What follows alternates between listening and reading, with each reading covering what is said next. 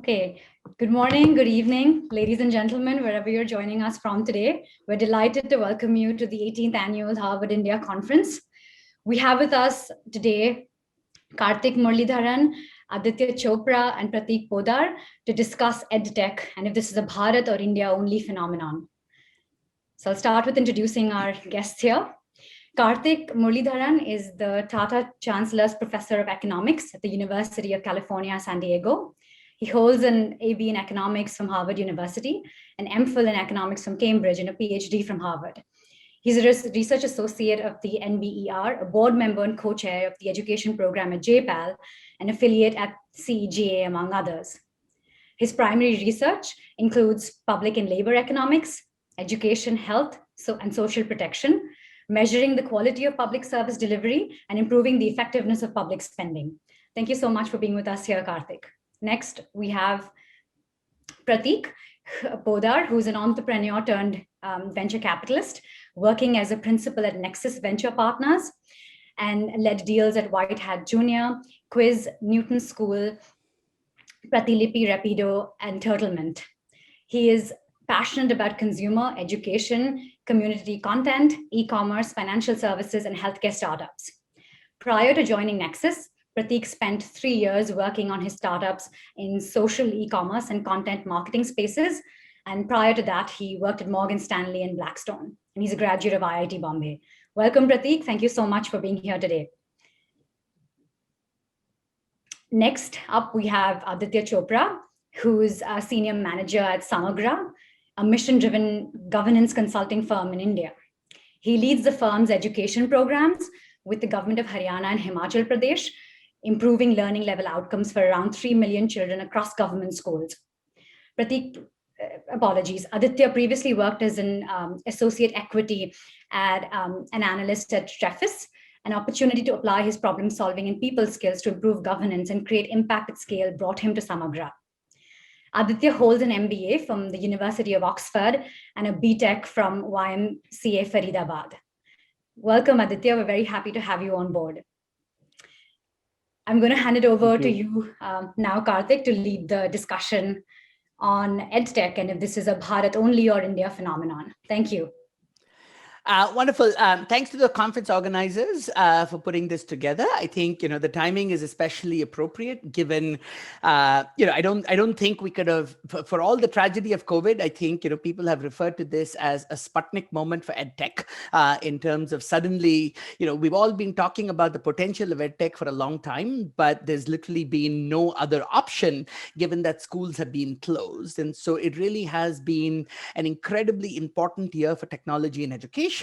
But as with many, many other areas of innovation, there's a very real concern that we're going to be seeing, that we already are seeing enormous increases in inequality, where for the segments of the population that have access to technology and can pay for the most cutting edge products, it's almost like the pandemic has not hit them at all. In some ways, they may even be better off. And on the other hand, you have tens of millions of children who, including first generation learners, for whom school really is the only game in town, and schools have shut down. And so there's a very real, not just risk, but almost certainly likelihood that we have seen an increase in learning inequality this year. So I think tomorrow there's a session. In fact, I was originally going to be in that session too, but there's a session tomorrow where Rukmini Banerjee and Atishi and Shine Mystery and others will talk about education in light of COVID. And I highly recommend that you attend that section as well. For today, I think we're going to focus just mainly on education technology, both on the leading edge of what's happening on innovation, which is something that Prateek has been having a ringside view on, including leading some of the most exciting investments in the edtech space in India. And then we will switch over to Aditya to talk a little bit about his experience in terms of implementing governance reforms in education at scale, working in partnership with state governments, and in particular, the role of technology in facilitating some of those interventions, as well as a little bit of a worm's eye lens about, what technology is and is not doing at the grassroots level. I hope we will then be joined in time by Nishant, who's having some technical problems, who's directing the digital learning programs for Pratham and would also have a lot of on-the-ground experience. And then I will kind of play a moderator / kind of presenter role, bringing all of this together, both from a research research and policy perspective before turning it over to the audience. So that's the plan for today, and I look forward to an exciting 45 minutes ahead. So why don't you take it away, Prateek? Awesome. So first of all, it's an honor to be on this panel. I have never been to the esteemed schools of Harvard, but the smartest folks I know attended the schools, and it feels surreal to be here. Before I share my perspective, I think taking a step back, what led to EdTech revolution in India? In my mind, a lot of these things were really simmering in the background for many years, and we only see the tip of the iceberg right now. So in my mind, there were three things happening in the ecosystem because of which EdTech was growing. One was low cost and ubiquity, ubiquity of low cost smartphones. The second was improved digital infrastructure, which by Geo and which led to cheap and fast internet. And third was improved payment infrastructure. Because of these three things, in the background, we were seeing some signs of EdTech companies being created, and that led to high quality teacher supply being created. And suddenly in the background, over time, you were seeing that the online teaching quality is perhaps better than the offline teaching quality, and that led to the real EdTech wave that we are seeing now. And of course, COVID accelerated that, and all these things could not have happened in a week, and it has been simmering since many years. And today, perhaps after 7-8 years of work being done by high quality entrepreneurs over in the country over the last decade, we are seeing some signs of early success.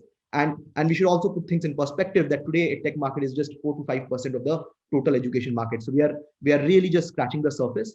And like any innovation, it starts from the top. And a lot of the companies were initially focusing only on the richer people, but over time, in my mind, Bharat impact is visible in some cases, and I'll share some examples of the companies that I'm working with and how some anecdotes of how they are creating impact on the ground level. So that's I'll just set the context with that. Now, in my mind, there are three dimensions in which EdTech companies add disproportionate value over the offline world, and which in one line can be summarized as accessibility of quality education at affordable price. Now, there are three keywords here: accessibility, affordability, and quality. Let's talk about accessibility first. Now, you can easily see this, that a guy from Motihari in Bihar can now learn without leaving his village. He does not need to go to Patna or Delhi or Kota. Sharing data from the portfolio companies we are working with, 80% of Unacademy revenues today come from tier 2, 3, 4 cities. In Newton School, we had a girl whose dad is an auto driver who had zero earning during COVID times, and that girl got a 6 lakh rupee plus job during the lockdown. When you look at the pics that were shown about their celebration, you realize that the impact is being created at some level, even at the lowest level in the societies. A tier 3 city kid could never have had access to robotics education or coding education if not for White Hat. So these folks could not have had access to high quality education if it was not for these EdTech companies. So accessibility is a very important value add of EdTech companies over the offline world. The second value add is quality. I went to Kota. They put you in different batches based on the exam, based on your marks in the exam. And if you're a topper, then life is easy because you get access to the highest quality teacher and in small batches. But most folks would not get access to best quality teachers. It would be you'd be sitting in a room with 200 kids, and an inexperienced teacher will be teaching you. It's almost like caste system even in Kota. You are paying the same amount of money that I am, but because I've got better marks, I'll have access to better quality. And of course, this cannot scale. At the end of the day, physical infrastructure cannot scale, while EdTech companies gives access to the best teacher to everyone. Does not matter where you come from, does not matter how much marks you got, but and at some level it's democratized. In Newton School, the best engineers from Google and Microsoft are effectively mentoring you and teaching you. It's even the kids from the best colleges do not have that access, and Newton School can provide that because the world is structured differently in the tech world. And the third aspect is affordability, which is more straightforward. That most of these tech companies are of course cheaper than the offline world, but more importantly, the fully loaded cost of studying is very high if you have to go to Kota, Delhi, or Patna. and a lot of these tech companies just reduces the cost significantly. And at some level, I don't want to have a blind side towards the fact that at the end of the day, richer people have more access, but at some level creates a level playing field for the ecosystem in some ways. And I genuinely believe that education is a great leveler. I think I can say this for all of us on the panel here, that all of us have have unlocked opportunities because of the education we have had, and we were privileged. But would everyone in the ecosystem would have that access? I think we are early days in the ecosystem, but I'm very positive for what is in store for us over the next decade. Thank you. Thanks for those opening comments, Prateek. So let me turn it over to Aditya. Yeah. Thank you, Karthik. Thank you, Prateek. Thanks to the organizing panel also for having me here. So let me just get started. EdTech is in India, not a Bharat phenomenon. There are some keywords here, right? Keyword is EdTech. Keyword is what is Bharat, and keyword is what do we mean by phenomena. EdTech, from my context at least, and the work we do with governments, I think EdTech can be three ways. EdTech can be student facing, EdTech can be teacher facing, and then EdTech can be administration facing, right? Student facing is what mostly I think what Prateek is talking about and what sort of everybody is talking about in the media. Teacher facing is mostly around teacher training at this point. And so the Ministry of Education last week confirmed that all states without exception are now doing only online teacher trainings in the country. So there's an EdTech element there. Administration, of course, we'll not talk about today, but a lot of mentoring, monitoring, analysis of data, assessment analysis, all of that is happening largely now also through applications which are working on smartphones, right? So a lot of EdTech there. But let's stick to student facing and teacher facing for today. Okay, let me come to Bharat. What is Bharat? It's quite a provocative, I think, word, but in the implicit meaning that it has, I think, for our discussion today, I think there are pockets of India in Bharat at this point, right? And I feel that EdTech will scale, and its scale will be defined by what we do in Bharat, and that's sort of my provocation to the panel. If I just give you the numbers, right? There are 150 million government school children studying in 1 million government schools in the country today. There are around 80 million private school children studying in 300,000 private schools. Again, in private schools, most of them will be low-cost private schools. I would consider them Bharat, right?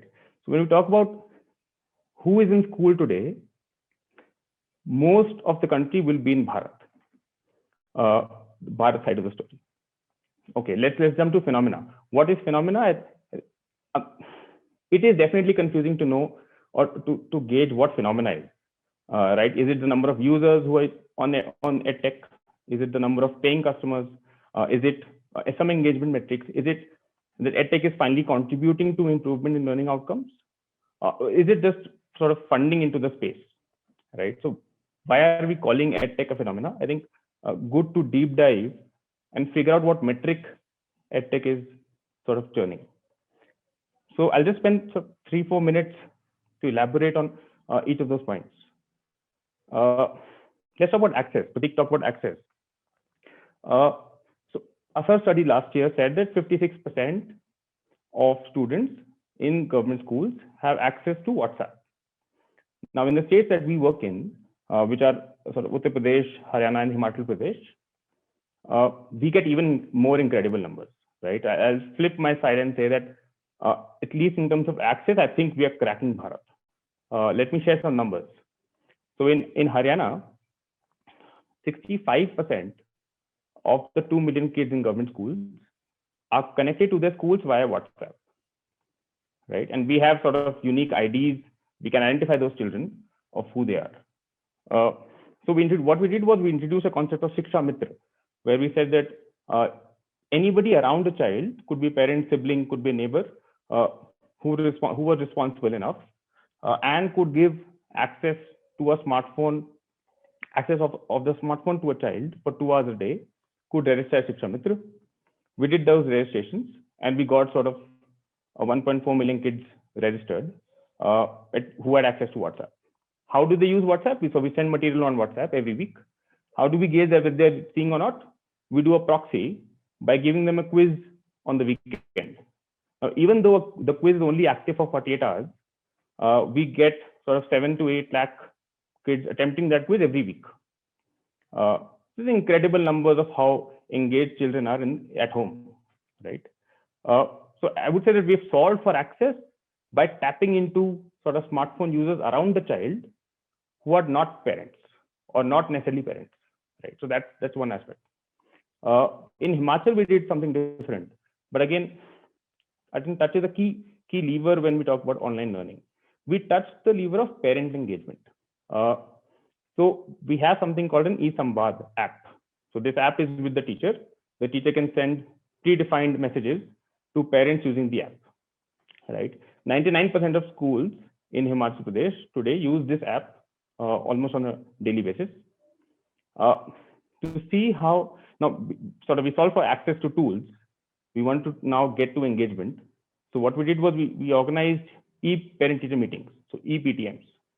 In the 2 ePTMs organized last year, we got 90% parents participating, right? Both in August and in October. So out of the 800,000 children in Himachal Pradesh government schools, over 700,000 are attending these ePTMs. Incredible levels of engagement.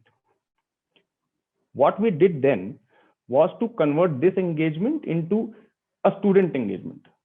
And like in Haryana, we found that weekly quizzes were sticky in Himachal as well. Here we introduced a chatbot. We didn't say that we do a normal Google form or an ODK form.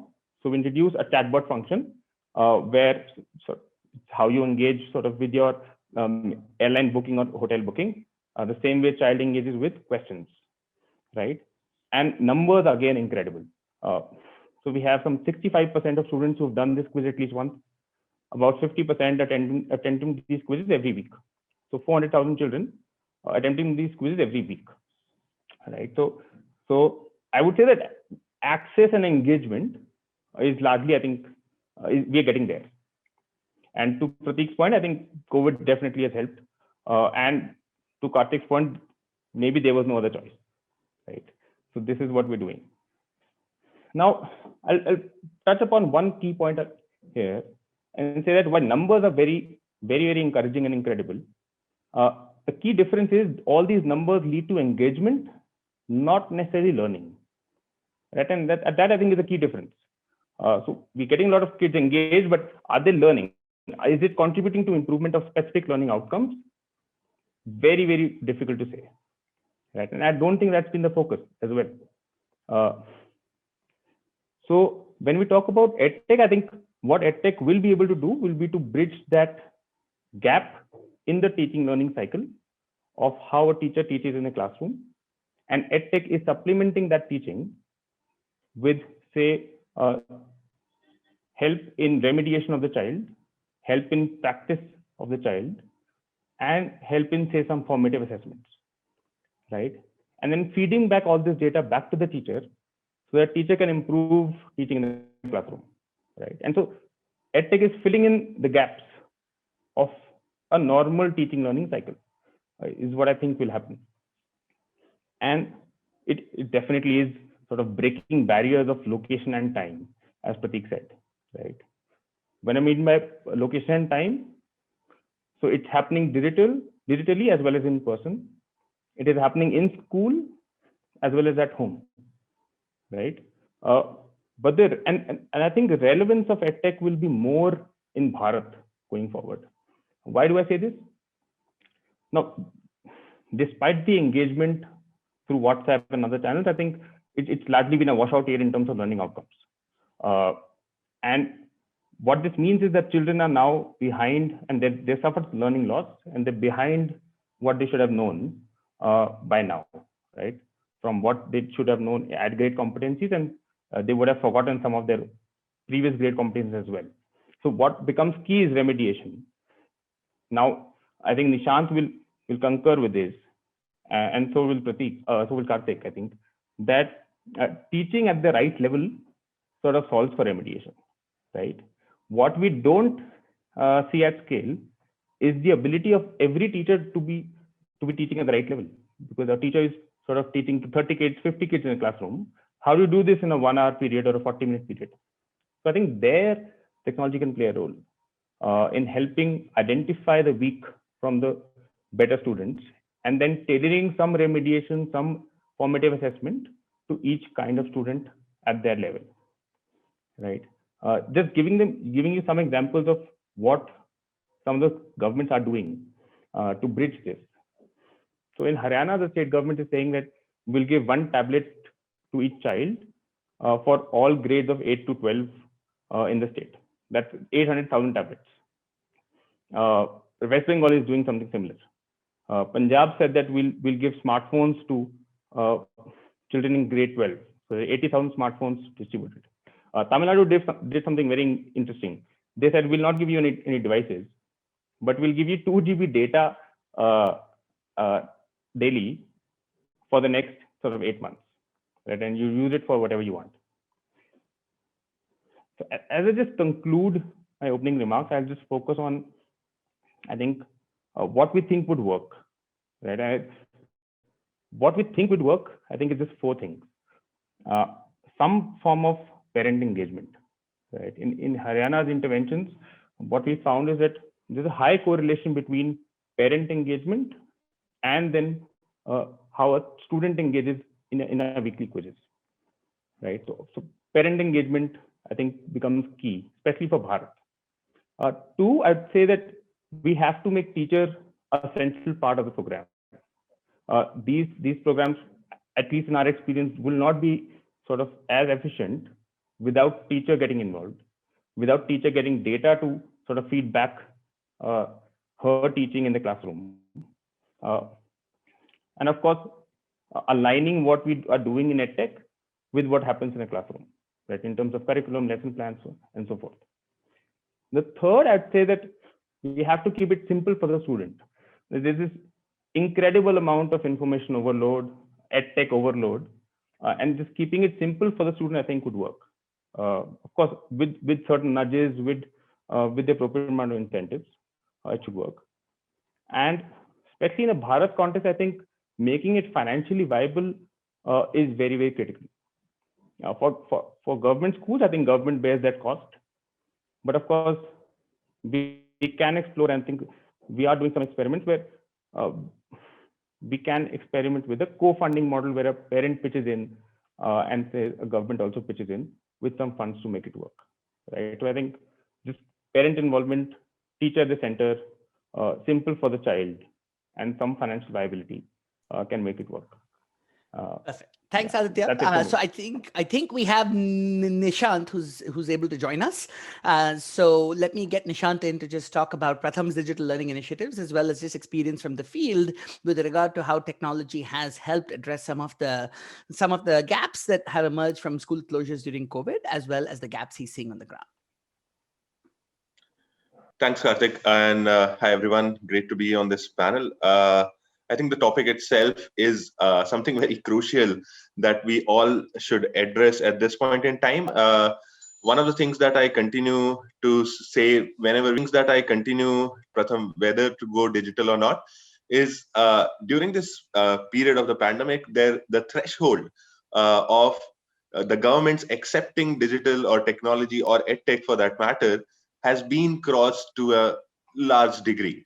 A lot of people, a lot of governments, a lot of decision makers, policy makers are now open to actually experiment with technology. Now, this is the time when we should actually think very seriously about what is the kind of technology that we want to put in, and what do we want to put it in for. A major challenge that we sort of perceived around 5 years back is that whenever you try to bring in technology in an environment which is linear in fashion, you restrict the ability of the technology to transform the system. Digital technology in itself is non-linear. But when you put it in a linear environment like a classroom or the classroom of today, for example, you restrict the ability of the technology to actually make the impact that it can. So one of the things that we did was we moved out of classrooms and we tried to do an experiment with self-organized learning. So we had the devices shared between a group of children, and we let the children do their own learning on their own, with the device just being there as a guide and a tool essentially.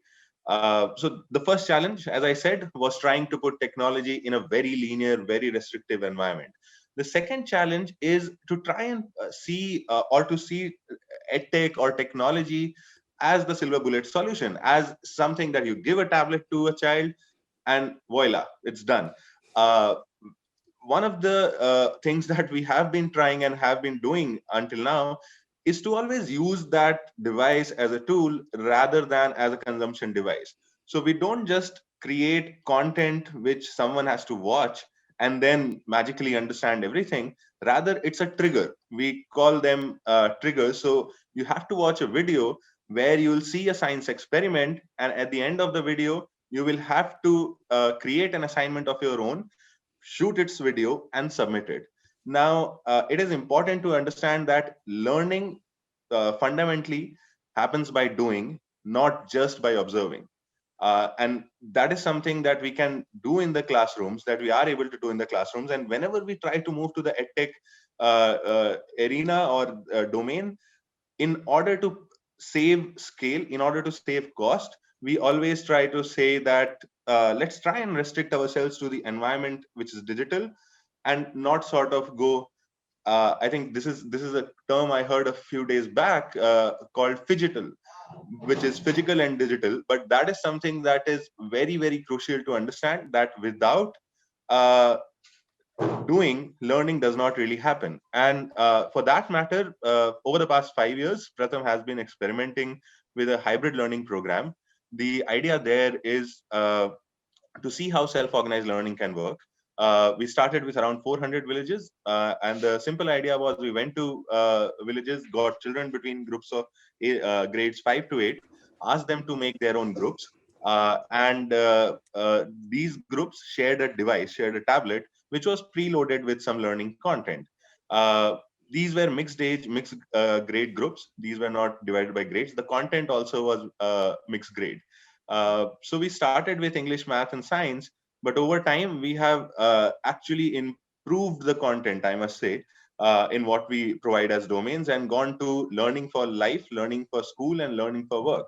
So we have got courses on music, we have got courses on arts, courses on how to play football, along with courses on science, maths, a lot of courses on employment awareness, computational thinking, computer programming, all going into the device, but following the same philosophy that the device is a tool, it is a trigger. The learning happens together and by doing. So that's something that we have been doing during the pandemic. We because we had all of this content in around 11 languages, we were able to share it with various state governments. We also did a lot of television shows and created those for Bihar government, for example, and gave around 300 of them on Doordarshan. So our idea of EdTech essentially is that for Bharat, the EdTech that is out there should not be copy pasted. For Bharat, the EdTech has to be relooked at. And for that, we actually need to focus on two key things. One, what is the kind of infrastructure that we have? Agreed, smartphone penetration is increasing. Agreed, internet availability is increasing. Agreed, the awareness about education is increasing as well. But we have to go through a mixed media approach. We can't only follow one media, which is only follow WhatsApp or only follow an app or something like that. Rather, reach the child through different mediums. And along with the consideration of infrastructure, we also have to relook at just trying to do education technology to recreate the classroom, where someone is giving an instruction. So we are passing the instruction through technology now rather than the classroom. We should try and see how to use the digital devices as triggers, how to use them for learning by doing. That would be my opening remarks. Thank you. Wonderful. Thanks to all three panelists. And so what I'm going to do now is take about about 7 minutes to talk about some of the key issues from the perspective of research and policy, and then take it to the audience. I think so. What we've heard so far is so many of the reasons for why people are excited about the potential of EdTech to be transformative, right? Pratik talked about high quality content, that you get the best teacher for everybody. We talked about customization. We talked about increasing engagement. Those are some of the issues Ishant was talking about.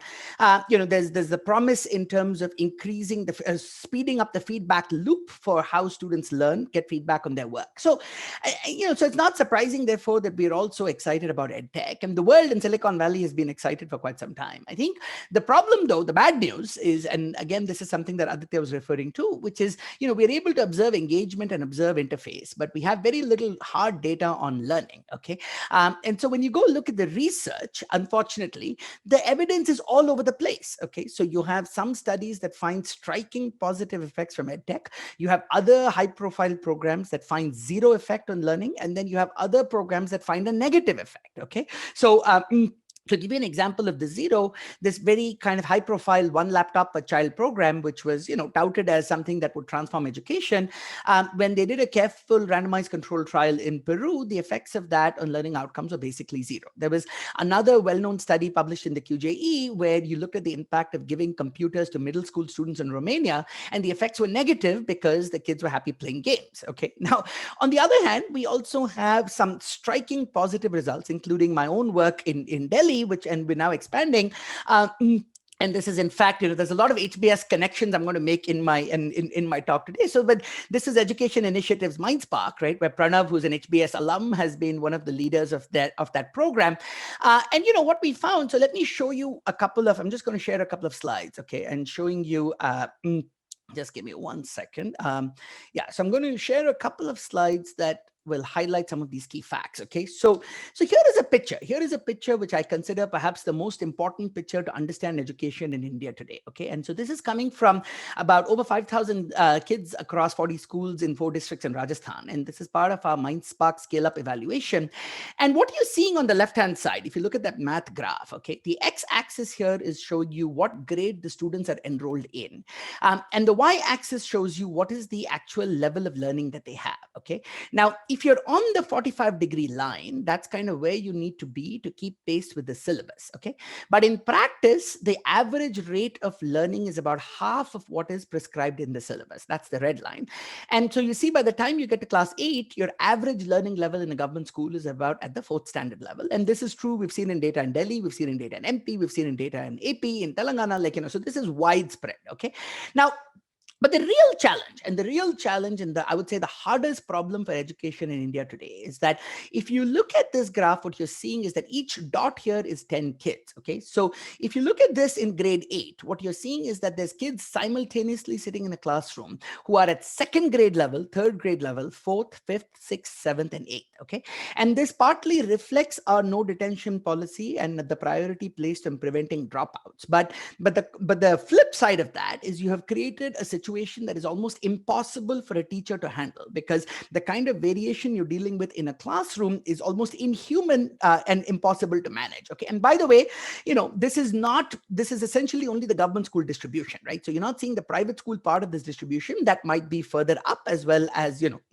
like not on this graph. Okay, so, and this highlights therefore why so much of our business as usual expenditure and policies in education don't seem to have much of an impact, right? So, and this was a key part of the work that was cited in the Nobel Prize to Esther Duflo, Abhijit Banerjee, and Michael Kramer in late 2019, and a lot of that work was done in partnership with Pratham and Rukmini Banerjee and others, which is the importance of teaching at the right level. So you can expand infrastructure, provide provide buildings, provide teachers, but none of that is going to have an impact if you're not addressing the binding constraint to learning, which is that children are so far behind where the textbook and the curriculum are that you simply cannot reach them by transacting material at the textbook level. Okay, now what Pratham and TRL has shown over the last 10 odd years is that in the primary school level, you can make substantial progress by grouping children by learning levels, so that you're kind of putting aside the textbook and the syllabus and then teaching them at that level. Now, the problem is by the time you get to middle school, the variation has become too much, and the range of content has become too much for you to even handle this by physically reorganizing kids. And that's where the technology technology comes in, because the real power of the technology comes. So coming back to the studies, right? So and there's a 100-page paper that we have in the American Economic Review, including appendices, that I highly recommend to everybody interested in the space, where we have an extended appendix that talks about the evidence from a range of studies. And the punchline is basically the following, right? That interventions that focus on hardware alone, for the most part, have zero impact. Interventions that also integrate with pedagogy at the grade appropriate level manage to have modest positive effects. But the really big gains come from complete customization of the content to the level of the child, because then you're effectively reaching the child where they are. And that's the power of the technology. Okay. So now coming to the next graph. So this is, again, the power of the ed tech from a research perspective and product development perspective is you now have a staggering amount of data, right? So now I can observe every kid every day and what questions they're doing, what they're learning, and how they're moving through the system. And so this is now taking that same graph and showing you how the MindSpark platform was customizing content that now on the x-axis. So this is essentially a set of grade 8 kids. If you look down here in the bottom left-hand corner of that slide, and you see that the second standard kids are getting content at a second and third standard level. The third standard kids are getting content mainly at a third level, some in second to reinforce, some at fourth to kind of to stretch them a bit. Okay. But what you can see is in that same classroom side by side, there's now 30 kids who are effectively each getting a personalized education.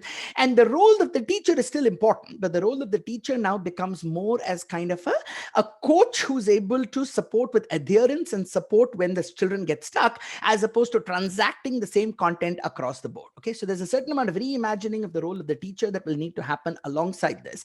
But the power of this, once you manage to customize the instruction, is you see that there were stunning gains in learning outcomes across the distribution. And in some ways, so this is just organizing the kids by tercile of the baseline distribution. And you see that there's positive gains everywhere. The red minus blue is the treatment effect, okay?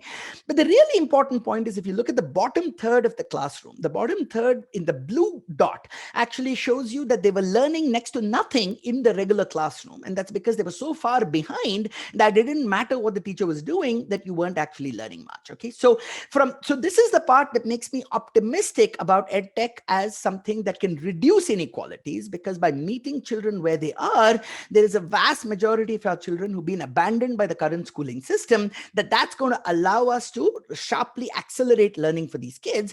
And the good news, for example, from our Delhi study, what we found is that within 3.5 months, you were able to make almost a full grade level of progress in kind of in mathematics. Okay, so so if you look at the black line is showing you that the average grade 9 student, okay, started at a level that was below grade 5, but in about 3.5 months had gained close to a full grade level. Okay, so and you can show this, you can organize this by the grade enrolled in, by the grade in which they are in. Okay, and so this is what makes me optimistic. The fact that we now have evidence that if you customize the instruction properly, that you can in fact deliver huge benefits. Okay, but then what is it that makes me pessimistic? Okay, what makes me pessimistic is the fact that at a policy level, and even for parents, for the most part, we still focus much more on inputs and hardware. Okay, so if you look at the education national ed tech policy, the bulk of this focuses on computers and procurement and how you're going to get computers into schools, whereas the action that's really needed is the hard work to integrate the technology with the pedagogy to then make sure that learning is actually happening. Okay,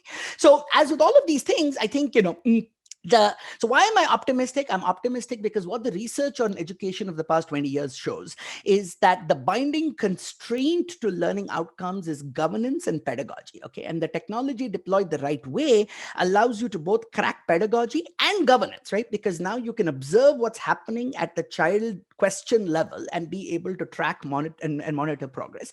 And now there's a third part which gets me very excited, which is if you look at the classic Coleman report on education in the 1960s in the US, one of the main findings, which is not very surprising, is that 80% of the variation in education across the population is explained by household factors and not by school factors. Okay, so if you're born to educated parents, children very rarely get less education than their parents. Okay, so now that is very depressing. It's very depressing because as a policymaker, we can influence the schools, but it's very hard to think that we can go and change the households. Okay.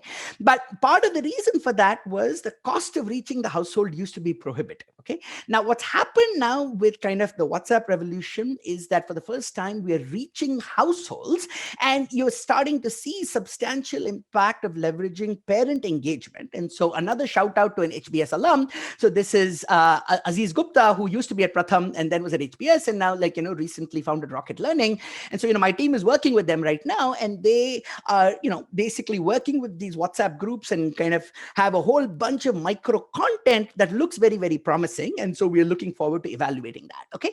So I think so where, the things that make me optimistic are the technology allows us to crack pedagogy, governance, and reach households. But the challenges are, for the most part, we still tend to focus on inputs and engagement, but much less on outcomes or tracking learning. Things that look good are often not very effective. So one of my recent PhD students from the Harvard Education School did, an RCT of a high-profile edtech intervention in Haryana, and in fact found that the effects were 0 or even negative. Okay, so this was a smart classroom that was providing kind of what looked very, very nice. Okay, so from a procurement perspective, this looks beautiful, but from an impact perspective, it was in fact negative. Okay, so the challenge here is that there is such a huge gap between what looks good on paper or even in a demo versus what is working, that kind of we need constant and ongoing research to evaluate this.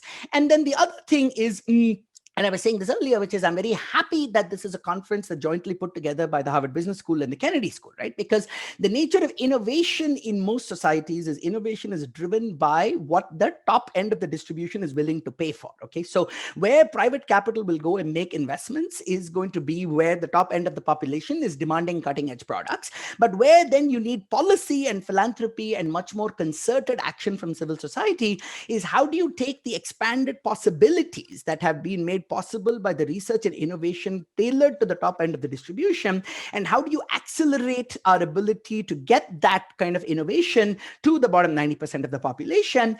And so the good news there is, again, is Ashish Dhawan, who's obviously well known to all of you as an HBS alum, and a bunch of other investors are putting together a 100 crore fund called the ACT Fund, which it's a social impact fund. And the entire goal of this is to then pivot all of the innovative horsepower we have in India in the edtech space to get that innovation to kind of pivot a little bit towards what's needed at the bottom of the pyramid. So so I'll take the questions. I'm wrapping up here. And so just to wrap this up, it is that coming back to India and Bharat, right, that the India will drive the innovation, and we as kind of as a broad set of stakeholders will need to do the work to bring that innovation to the larger populations. Okay, so that's my kind of closing and putting it together, and let's take 10 minutes of the questions. So there've been a lot, and so I think I have an email here that's highlighted some of these questions. So I think so one thing that may be useful to just get the panelists to reflect on, which is what have been examples of successful edtech platforms tailoring their products, right, for the low SES segment of the distribution. And so if you can just come in on that and also talk a little bit about the the trends and technologies that you're seeing what are the things that have happened this year during COVID that you see will persist, even after schools open. So let me get each of you in for 2 minutes, and then I'll get some other questions. Or maybe not everyone comes in for everything. Any of you can take that question. Yes, Karthik, we have like 8 minute stops. Yeah, well, we started about 7 minutes late. So anyway, but I'll get Prateek in. Sounds good. So I'll give some examples, and of course these are anecdotal examples. So for example, so till before Geo Revolution, it was not as straightforward for everyone to have access to high quality internet. And in those days, when an academy was delivering videos, I asked the question to the guy that, hey, even me being in the Silicon Valley of India and with the highest quality and the most expensive internet facility, even I'm not able to open Netflix. How do you imagine that normal people in the ecosystem will be able to open your videos? And he had innovated in the delivery format considerably. So his answer was that he would show a PPT, he would show an audio laced over that PPT and a pointer moving around, and hence the bandwidth that is needed to deliver that content is significantly lower. I think delivery innovation was the starting point of an academy, because of which even before the pre-Geo days, they had significant traction. When I think about Newton School, the format is completely different. So there could be a world in which, hey, pay 30,000 rupees, pay 50,000 rupees, pay 1 lakh rupees, and then learn something, and then get a job. So as you know, 6.5 million students are graduating from colleges every year. The number of jobs being created are not as high. Most people who are graduating from colleges, unfortunately, are not ready with employable skills, and that is why there's big problem at that end. What Newton School does is trains these kids in a very unbundled format, that they only teach coding for a few people,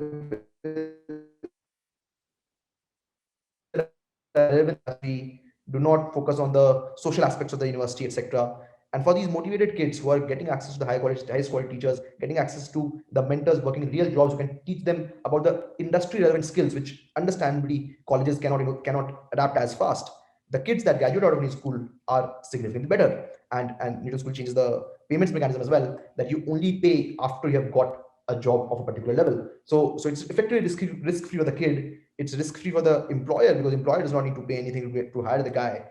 And payment mechanism ensures that both the kid and the employer are incentivized for the long-term success of the relationship, and it works well for everyone. So in my mind, both on the delivery format and for the economics format, it just is innovative, and I'm sure that I can give hundreds of examples like that, but these are two top of the mind examples. Great. Aditya, do you want to come in?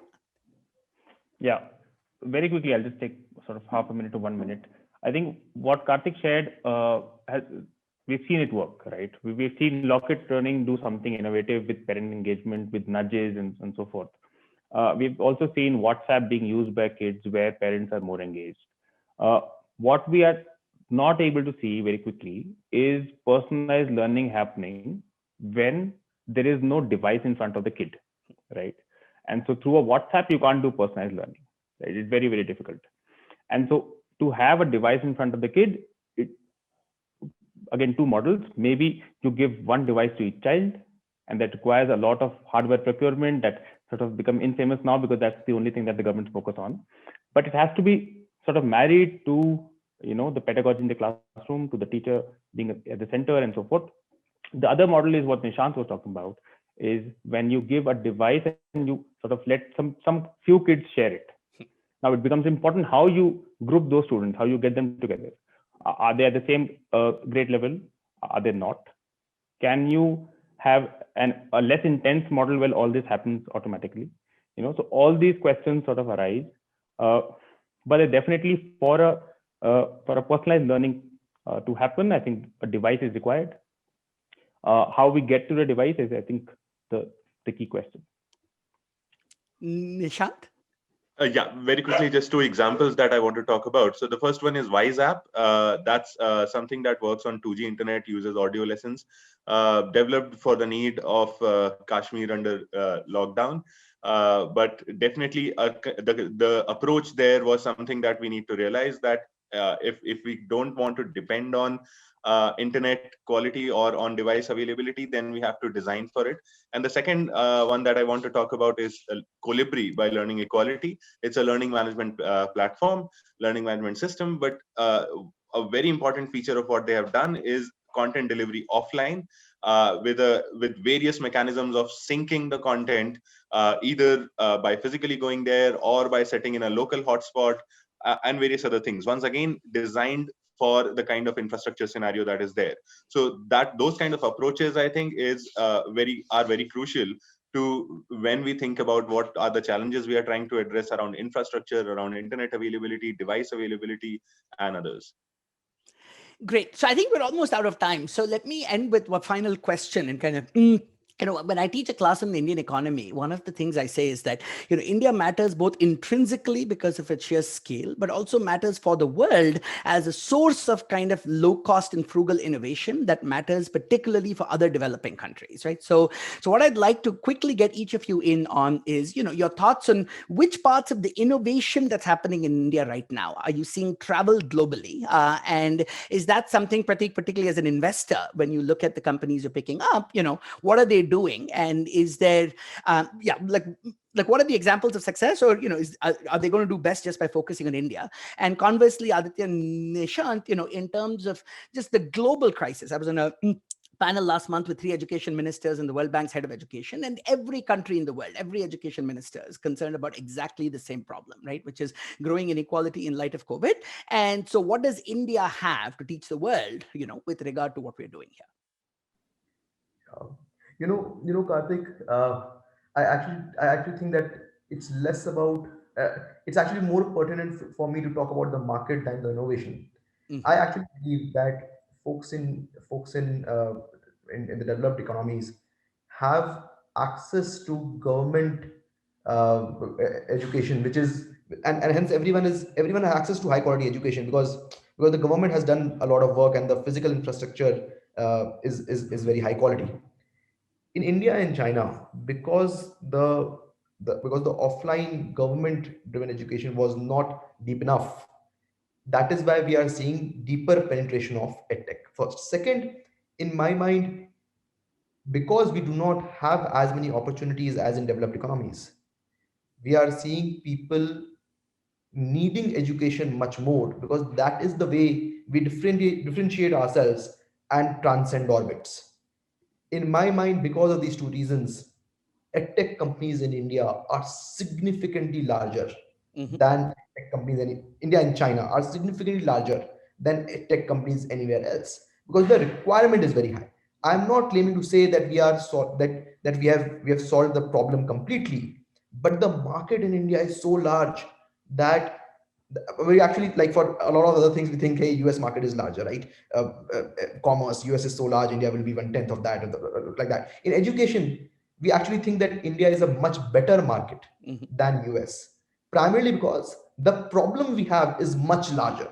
The most of the problems are unsolved because we didn't have high quality infrastructure, and that's why the work that Aditya and Han have been doing is so much required, because at the end of the day, we started from zero, unlike US and Europe.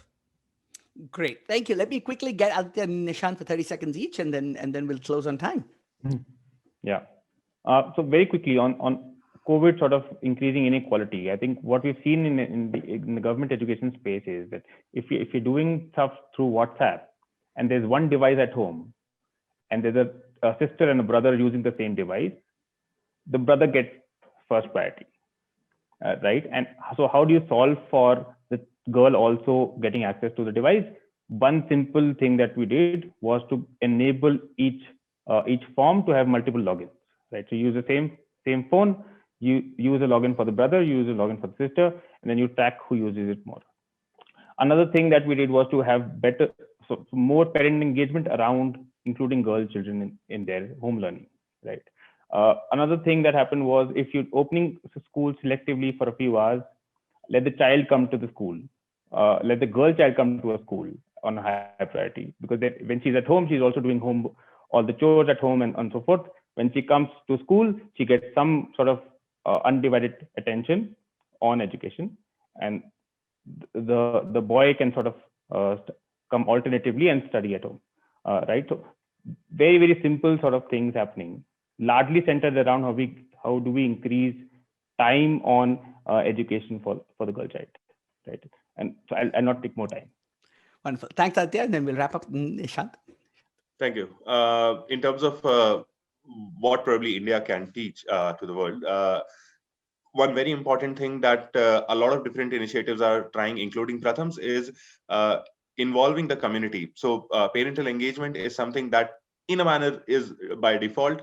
You have to actually try and capitalize on that. But when you bring in community stakeholders as well, a lot of the things go well. And over the Sarv Shiksha Abhiyan, we have seen that wherever community participation is great, the learning outcomes also start increasing. So one thing that we can definitely teach to the world is community participation. And the other thing that we can definitely teach is unity in diversity, which I think we have always been teaching. For the same competencies across different languages, across different content creators, across different ways of teaching the same thing, but reaching out to the same competency is something which is marvelous and happening in India right now. There are many content creators tackling the same challenge in different ways and trying to see what works. That's the kind of ecosystem that has to be developed if you really want to achieve one of the best products or a suite of best products. You have to let that innovation flourish. So I'll end with that. Wonderful. Thank you to all the participants. I think I saw a couple of questions in the chat asking for links to the research I mentioned. So what I'll do is I'll ask the organizers to send some emails to everybody registered for the session. So if you can do that here, I think, or just make that material available. So thanks to everyone. And I'm happy to call the session to a close. Absolutely. Yeah, please share the resources with us, Karthik, and we'll make sure that all the attendees have access to it through our social media. And just in closing, thank you very much, panelists and Karthik. This was a great session. We had a lot of attendees joining us from across the world, and this was very interesting. Just as a nudge, we have 2 new panels starting in around 10 minutes. The first one is on the future of work in India, and second is discussing the past, present, and future of the India-China border conflict. And as the conference comes to a closing, we have a day 3 with event packed. For a lot of panels, we will be discussing the responses of COVID-19 in India, digitization of Hindi news, and future of sustainable mobility tomorrow morning ET or tonight IST. And we will also have panels discussing the business of cannabis-related products and access to education, which is worsened by COVID-19. To find Zoom links for all of these panels, please log in to indiaconference.com. And thank you again for everybody, and thank you, panelists. Thank you. Thank you.